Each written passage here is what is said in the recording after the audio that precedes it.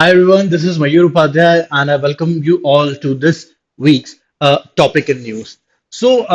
आज का जो हमारा टॉपिक है, the topic in news is about the H1B visa. ठीक है.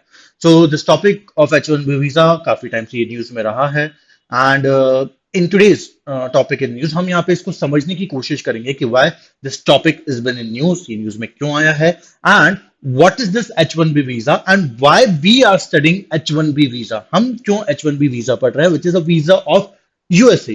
एक यूएसए का वीजा हम इंडिया में हम अपने एग्जाम में क्लैट के एग्जाम में क्यों पढ़ रहे हैं आप. ठीक है. सो इन्हीं सारी चीजों को समझने की हम आज की क्लास में कोशिश करेंगे. सो आप सबको न्यूज दिख रही होगी. सो this is an extract from the Hindu that the Biden administration settles for automatic job authorization for spouses of H1B visa holders. ठीक है. This is our news. Now this news it talks about the H1B visa and उनके जो spouses होते हैं, मतलब अगर कोई H1B visa holder है तो उनके जो spouses हैं वो भी उनके साथ जा सकते हैं on a different visa. उसके बारे में मैं आपको आगे बताऊंगा. So उनके spouses, their husband और their wife, वो भी उनके साथ on डिफरेंट वीजा वो जा सकते हैं इन यूएस एंड वहां पे जाके उनके साथ रह सकते हैं. नाउ बाइडेन एडमिनिस्ट्रेशन ने अभी यहाँ पे क्या किया है, ऑटोमेटिक जॉब ऑथराइजेशन प्रोवाइड कर दिया है to the spouses of H1B visa holders. समझने की कोशिश करते हैं what is this H1B visa, what are the benefits of this H1B visa, ये किस तरह का वीजा है एंड क्या क्या इसमें चीजें होती हैं इन दिस H1B वीजा. समझते हैं. ठीक है. So let's start today's topic and let's discuss the H1B visa. ठीक है. Just a second. So H1B visa. Uh, Before understanding H1B visa, let's try to find out what is a visa. ठीक है. ये visa क्या होता है? Visa it's an official document. ये एक ऑफिशियल डॉक्यूमेंट होता है which allows the bearer to legally enter a foreign state, a foreign country. ठीक है. तो अगर आपको किसी फॉरेन कंट्री में विजिट करना, अगर आपको किसी फॉरेन नेशन, अगर आपको किसी दूसरी कंट्री में जाना है, so you would required visa. ठीक है. तो आपको दो चीजों की जरूरत पड़ती है if you want to visit any foreign country. The first thing is of course your passport. So passport which is issued by your own country, आपकी कंट्री उसको इशू करती है. And the second thing is your visa.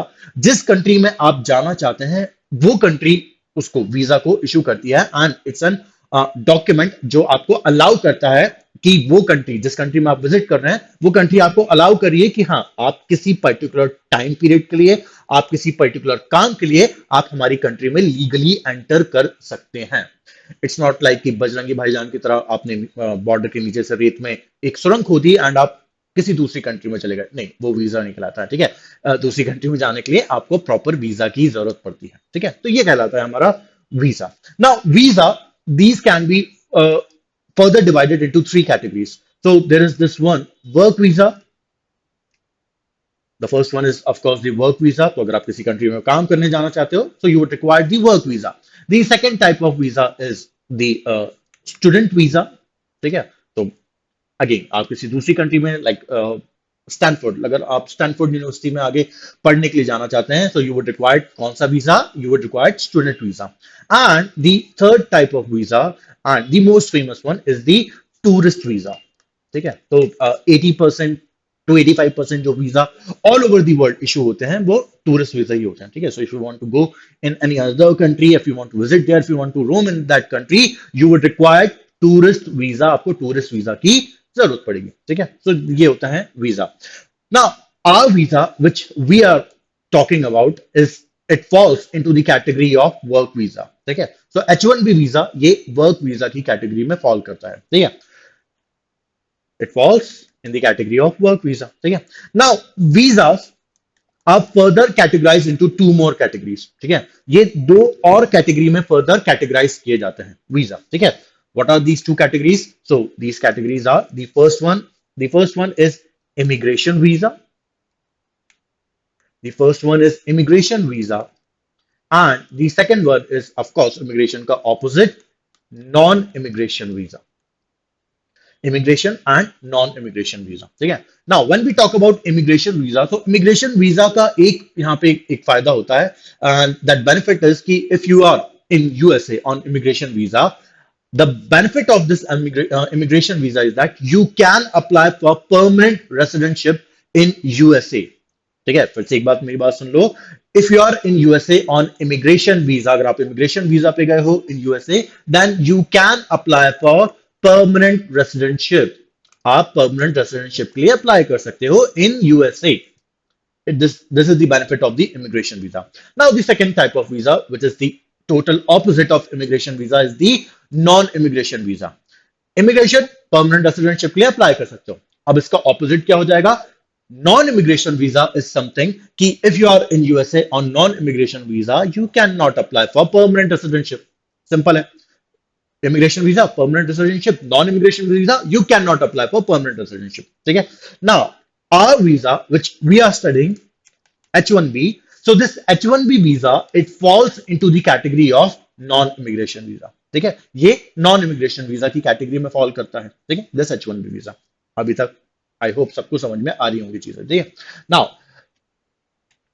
अब आगे अगर मैं बात करूं, so this H1B visa, so now everybody wants to go to USA। ठीक है, लेट्स फेस इट, मतलब सब लोग यूएसए जाना चाहते हैं। वहां पे मतलब नॉट परमानेंटली सेटल होना, कई लोग आप में से परमानेंटली सेटल होने नहीं जाना चाहते होंगे, but everybody wants to go to USA for some time कि यार यूएस चलते हैं, सिंस वहां पे जॉब अपॉर्चुनिटीज अच्छी हैं, ग्लोबल एक्सपोजर अच्छा है, तो हम सब यूएसए चलते हैं एंड यूएसए जाके कुछ टाइम के लिए काम करते हैं। आप में से बहुत सारे लोग सोच रहे होंगे कि ये यूएस जाके ही सेटल हो जाओ। ठीक है, बट अगर यूएस का जो इमिग्रेशन डिपार्टमेंट है, अगर वो सबको अलाउ करने लगे, ठीक है, अगर वो सबको अलाउ करने लगे यूएस के अंदर एंट्री करने के लिए, तब तो जो यूएस के जो लोग हैं, जो यूएस में जो लोग रह रहे हैं, उनकी जॉब्स का क्या होगा? ठीक है, अगर सब लोग यूएस के अंदर जाने लगे ये H1B वीजा लेके, फिर यूएस की जो पॉपुलेशन है, यूएस के जो सिटीजन है, उनकी जॉब सिक्योरिटी का क्या होगा? लेट्स से इसको एक और एग्जांपल से समझने की कोशिश करते हैं। सो लेट्स से इन 2021, अगर यूएस के इमिग्रेशन डिपार्टमेंट के पास, they receive in 2021 they receive 5 lakh application of H1B visa. ठीक है, 5 लाख H1B वीजा की एप्लीकेशन उन्होंने रिसीव की है। अब अगर वो 5 लाख लोगों को अलाउ कर दें ऑन H1B वीजा कि ठीक है आप यूएसए में आइए, आप यूएसए में आके रहिए, एंड हर साल इतने ही लोग आते जा रहे हैं इन यूएसए, तो फिर जो बाकी के यूएस सिटीजन हैं, उनकी जॉब सिक्योरिटी या फिर उनकी जॉब अपॉर्चुनिटी है, उनका क्या होगा? इसीलिए यहां पे क्या है, there is a cap which has been put by the immigration department of USA.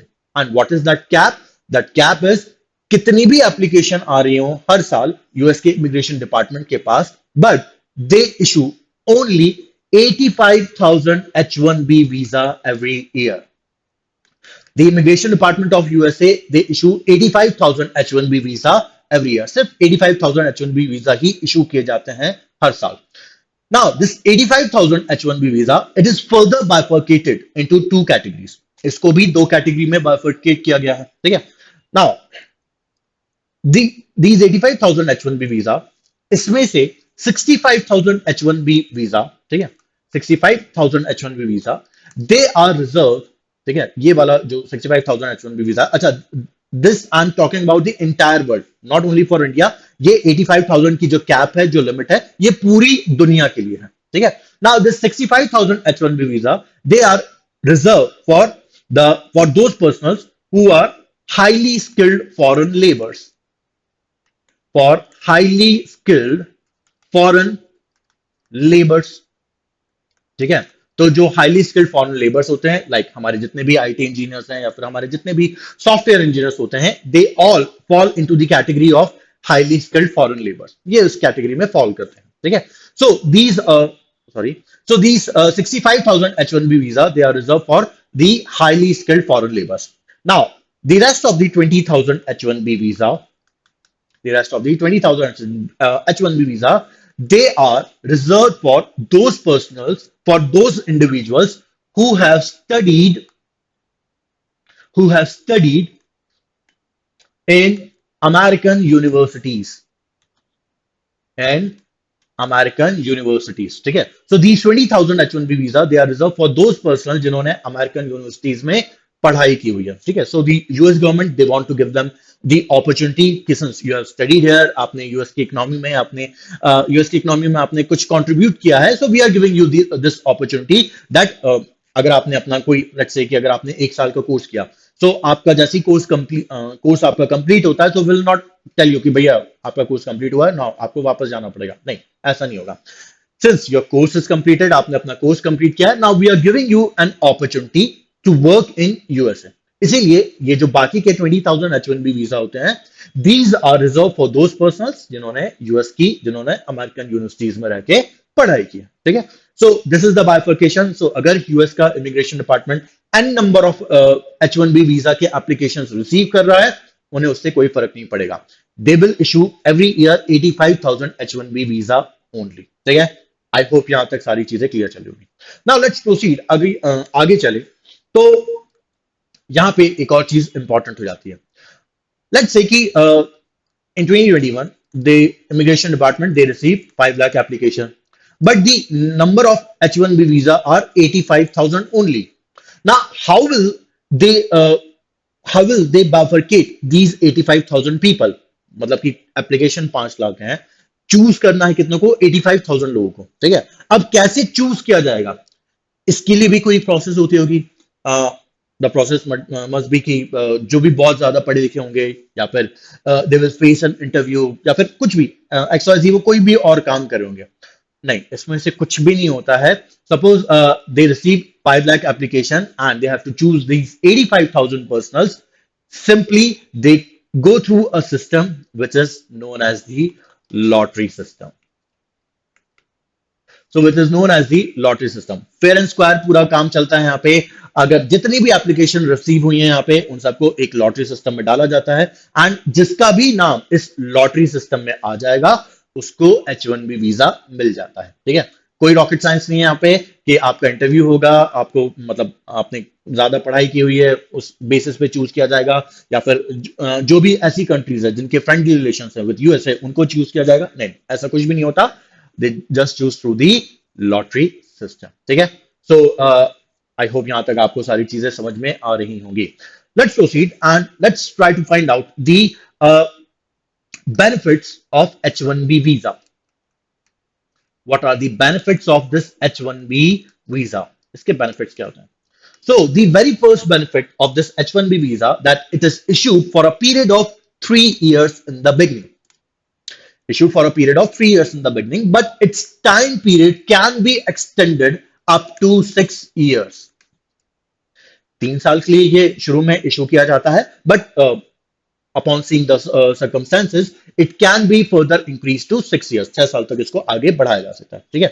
So let's say कि अगर कोई 2021 में यूएसए गया है on H1B वीजा, so सबसे पहले उसे 3 साल का H1B वीजा मिलेगा, like he is eligible to live there in USA till 2024.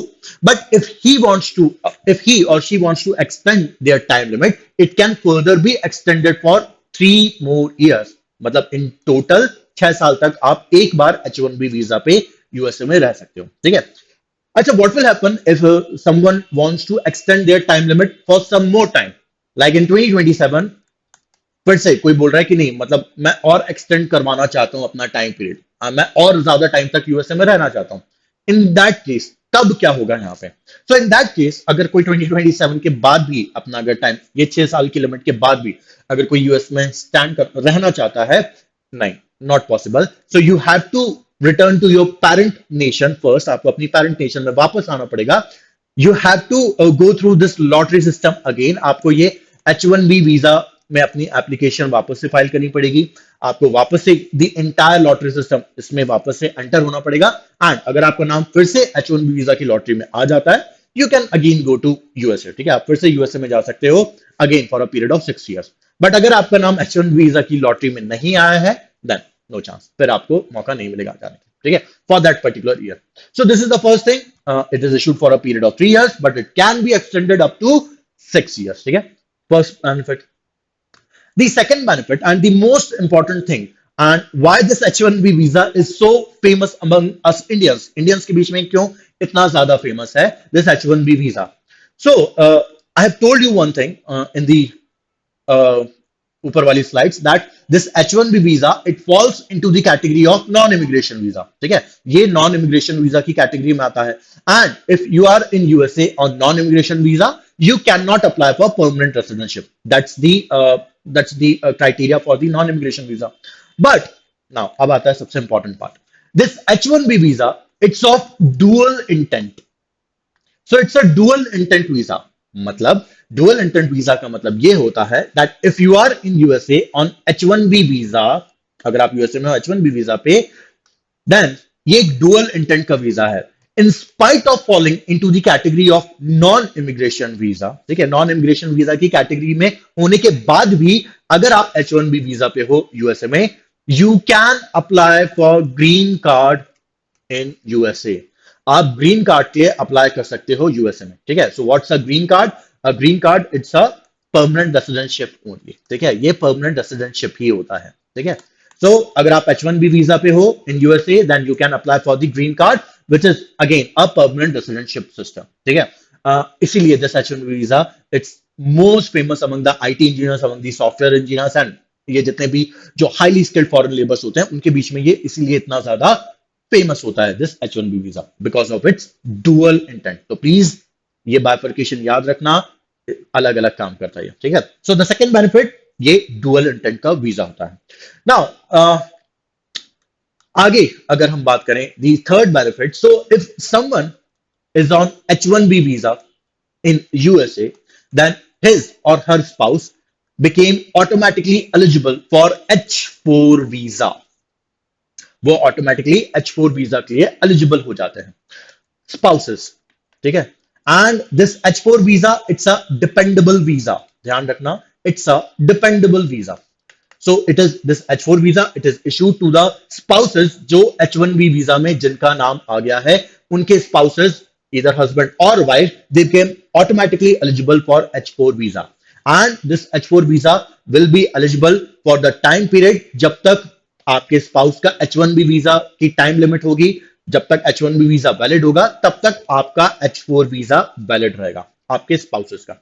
Now along with your spouses, आपके जो बच्चे हैं, आपके चिल्ड्रंस, वो भी एलिजिबल हैं for this H4 visa, but एक कंडीशन है यहाँ पे, ठीक है। There is one condition, and what is that condition? The condition is that this H4 visa for your children, it will expire when your children attain the age of 21 years. If your children they attain the age of 24 years, then उनका जो H4 visa है ये expire हो जाएगा, and they will have to return back to their parent country, उन्हें अपनी parent country में वापस आना पड़ेगा, ठीक है। तो ध्यान रखना, again it's an important benefit that H1B visa holders जो होते हैं उनके spouses, either husband or wife, they became automatically eligible for the H4 visa. H4 visa it's a dependable visa जो spouses को मिलता है।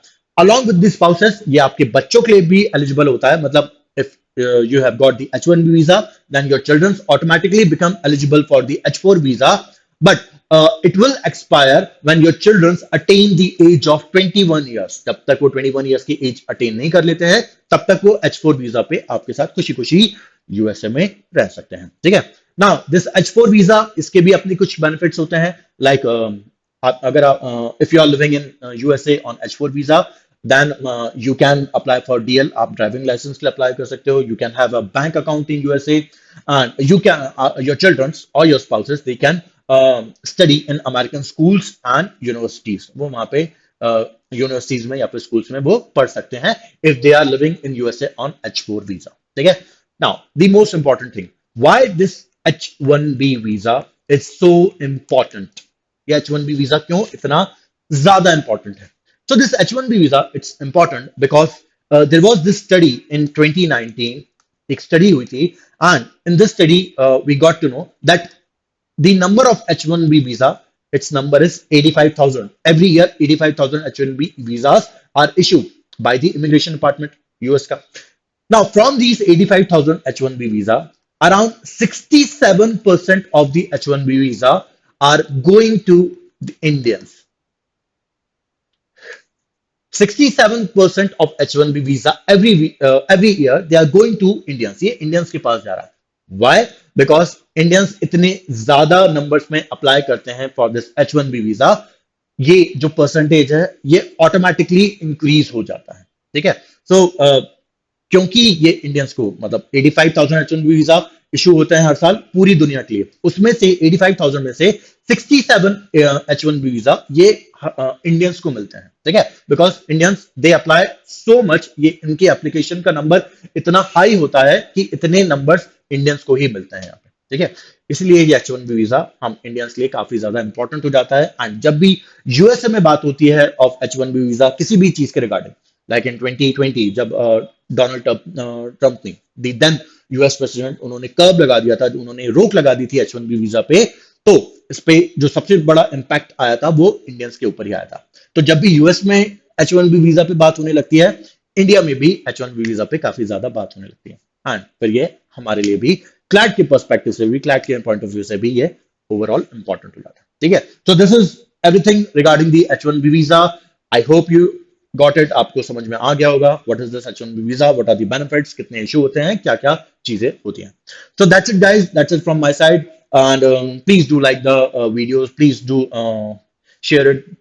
Please subscribe to our YouTube channel because हम daily कुछ ना कुछ आप लोगों के लिए important लेके आते रहते हैं। ठीक है। So on that note, this is Mayur signing off. Bye bye.